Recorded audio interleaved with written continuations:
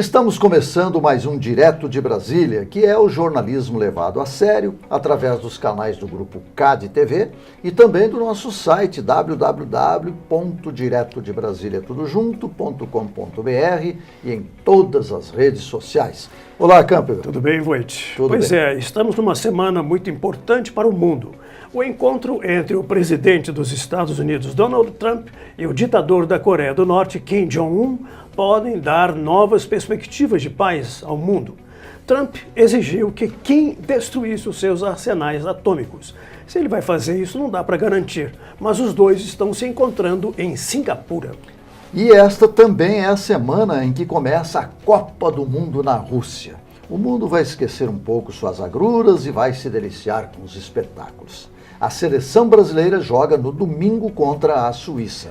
Mas a vida continua. Aqui o governo continua tentando resolver as questões com os caminhoneiros e a definição do preço das cargas, e nós continuamos pagando gasolina cara. E as exigências continuam aumentando. Os caminhoneiros querem agora, além do preço mínimo, que seja incluída a deterioração dos seus veículos. Só esqueceram de combinar com os russos, ou seja, negociar com quem paga a conta, que somos nós, né, Campos? Pois é, e vamos tratar de dois assuntos polêmicos, o meio ambiente e a queda do viaduto aqui em Brasília. Vamos conversar com o ex-diretor do Departamento de Estradas e Rodagem, Henrique Ludovici. E também vamos conversar com a Gabriela Savian sobre o Código Florestal. Então vamos começar a nossa primeira entrevista com Gabriela Savian, diretora adjunta de Políticas Públicas do IPAM e uma das especialistas em Código Florestal brasileiro. Seja bem-vinda, Gabriela, ao nosso Direto de Brasília. Obrigada, Voit Campbell, pelo convite para estar aqui falando sobre Código Florestal, uma importante política pública. Bom, nós vamos começar lhe perguntando o seguinte: como é que está a questão do meio ambiente no Brasil? Nós evoluímos, regredimos, estacionamos ou não?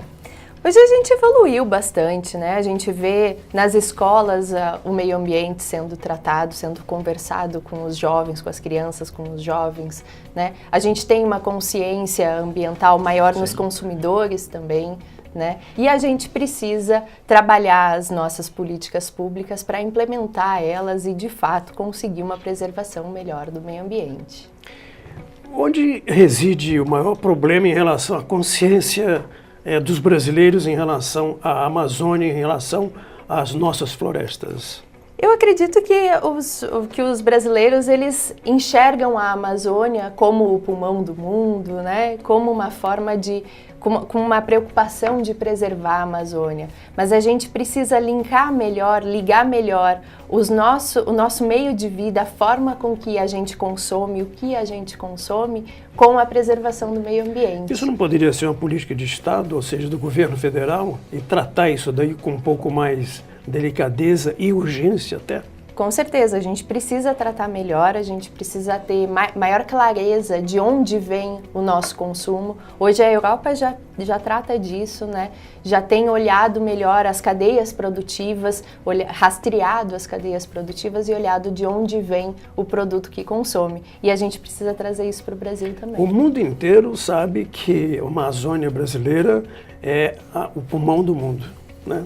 Mas eles parece que estão esperando a dificuldade realmente para poder deixar de respirar, né? Com certeza, e a gente não pode deixar chegar nesse ponto, né? Agora, me diz uma coisa, Gabriela, vocês que estudam profundamente, você faz parte do Instituto de Preservação da Amazônia,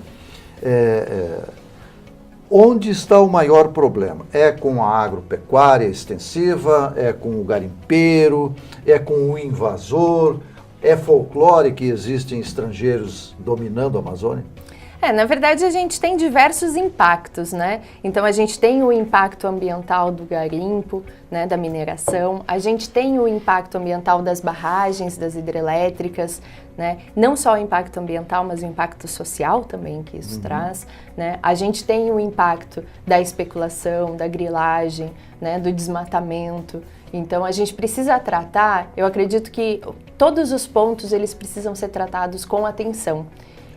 São diferentes ações que a gente precisa fazer para cada um deles, para que a gente possa controlar os impactos ao meio ambiente e ao nosso bem-estar, né? A nossa qualidade de vida. Mas falta o quê? Vigilância do Estado? A gente precisa de monitoramento, a gente precisa de licenciamento ambiental das atividades, né? Tanto das atividades agrícolas como de outras atividades potencialmente poluidoras. A gente precisa de fiscalização, né? Então é muito importante que a gente reforce as políticas públicas e que o Estado, os estados, né? O governo federal e os estados tenham um olhar, um foco maior sobre o meio ambiente. É verdade que existem áreas privadas, principalmente na área de estrangeiros, na área de farmácia? Essas questões de especulação, elas trazem muito o desmatamento junto, né? E a questão a questão farmacêutica, né? A gente tem uma riqueza na Amazônia que, de fato, a gente não conhece toda essa riqueza que a gente tem, né? E a gente corre o risco de estar perdendo a nossa riqueza, né? Perdendo os nossos bens que estejam sendo levados para fora do Brasil, né? A gente precisa ter um maior cuidado. Agora, existe também uma questão que é muito séria, que é a definição da própria Amazônia, né? O que é público, o que é privado. Isso está definido? Existem áreas ainda com áreas de incerteza, vamos dizer assim? Nós temos uma grande quantidade de área que não foi destinada, né? Nós temos as áreas privadas, sim, tem as áreas protegidas pelo governo, né? E tem as áreas que não foram destinadas ainda e que precisam ser destinadas para que o combate ao desmatamento seja mais efetivo, porque essas áreas hoje, elas não têm um monitoramento. E qual o trabalho do IPAN nesse sentido? O IPAN é um instituto de pesquisa que faz diversos estudos para avaliar como a gente trata a Amazônia, como a gente trata o Cerrado também, que a gente tem estudado bastante, e fazem quase 25 anos que o IPAN atua na Amazônia, e hoje a gente tem estudos com relação às áreas não destinadas, a gente tem estudos relacionados às áreas protegidas, e a gente atua também com o Código Florestal, que tem um foco maior nas áreas privadas. Agora nós vamos fazer um pequeno intervalo, depois nós vamos continuar na nossa entrevista com a Gabriela Savian, que é coordenadora de políticas públicas ambientais do IPAN, e vamos falar principalmente do cadastro ambiental rural, que me parece ser fundamental nessas questões. Nós já voltamos.